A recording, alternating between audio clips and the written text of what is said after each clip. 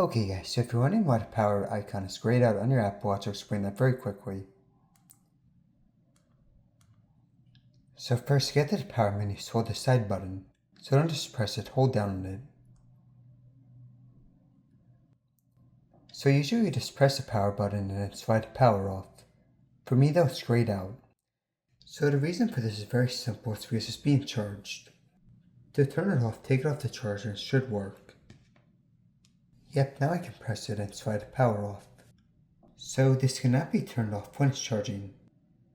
So if it's still not working, you're going to force restart. To do this, just hold down both the crown and the side button. Just keep holding till you see the Apple logo.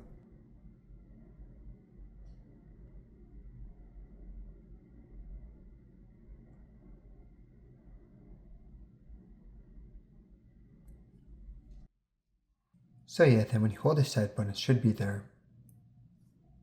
Okay guys, thanks for watching.